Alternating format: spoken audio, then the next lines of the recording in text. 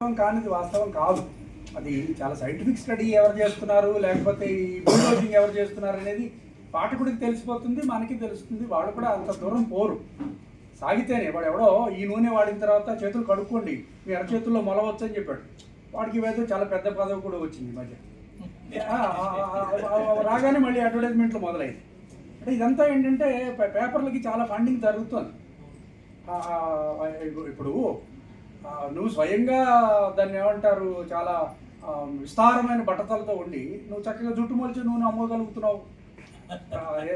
ఎందుకంటే ప్రజల్ని జ్ఞానవంతులు చేయడం, చైతన్యవంతులు చేయడము శతాబ్దాలు దశాబ్దాలు పట్టే పని, కానీ వ్యధవం చేయడం ఏముంది, క్షణంలో చేయొచ్చు.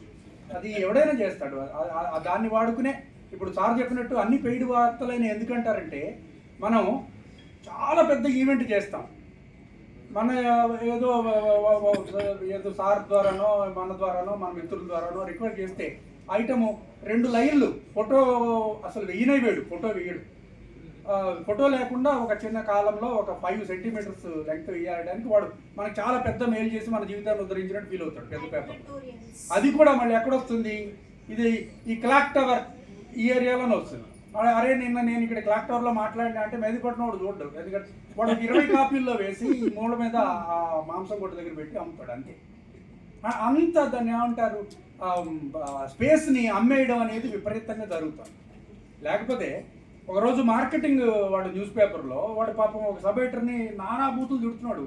నేను వింటున్నా, ఎందుకు ఏం తప్పు చేశాడు, నేనేమన్నా వాడు చాలా క్రిమినల్.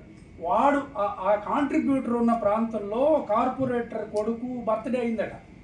అది వీడు దాన్ని వ్యాపారం చేయలేకపోయాడు ఆ రోజుకి.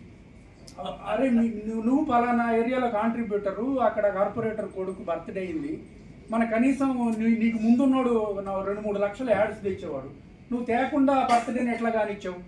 వాడు ఎంత దూరం పోయాడు, అయ్యో మళ్ళొకసారి చేపిస్తావు వాడికి బర్త్డే, నేను నువ్వు నా బాధలో వాడు. అంటే వ్యాపారం. న్యూస్ పేపర్లు మనకి లోకల్ పేజెస్ కూడా అమ్ముతున్నారు, మీరు చూస్తారు కదా. వాడెవడో దాన్ని ఏమంటారు, కలిమి గలిగిన వాడు పృష్ఠము గుండైన అన్నట్టుగా వాడు ఎంత పనికి మాలిన వాడు వార్తలు ఎన్ని పెద్ద వస్తాయి, చిన్న వార్తలు రావు ఎక్కడో జరిగితే. ఇప్పుడు మనకి ఎలాగైతే ప్రతిదానికి పెద్ద బ్యానర్లు ఫ్లెక్సీలు పెడుతున్నారో, అదే same culture reflecting in the local papers, పెద్ద పేపర్లో ఎక్కడైనా. అందుకని అమ్మేశారు పేపర్లంతా కూడా, వ్యాపారం.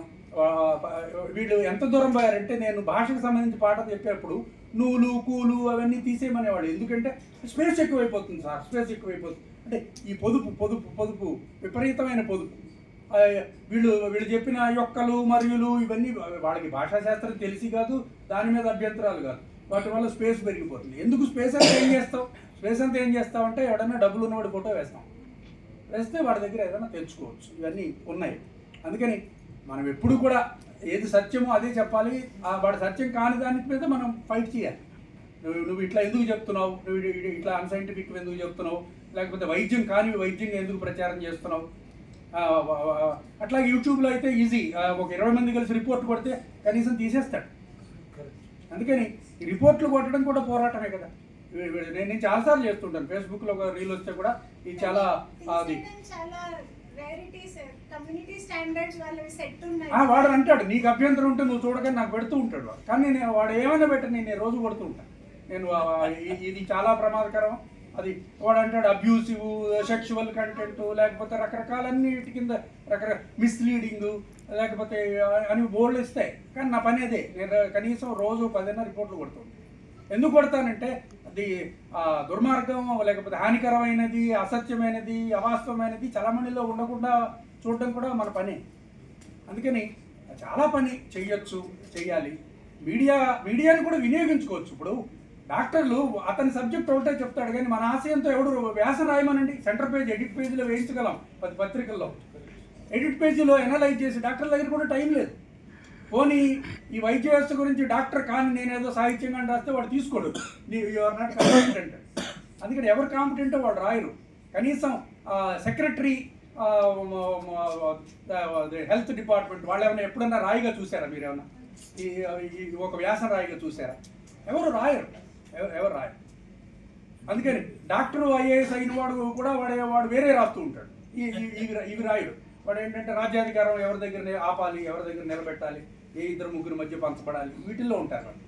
సో ఇదంతా దాన్ని ఏమంటారు, ఈ అధికార రోగపూరిత బదిరాంధక అన్నట్టుగా అయిపోయింది అదంతా. అయినా కూడా ఏంటంటే మనం చొరబడి ఉన్న దాంట్లోనే చొరవ చేసుకుని ఆ మీడియాలో ఎంతో కొంత స్పేస్ అనేది సంపాదించాలి. దానికోసం మనకి రాయడం నేర్చుకోవాలి, ప్రజెంట్ చేయడం నేర్చుకోవాలి, లేకపోతే తీయడం నేర్చుకోవాలి.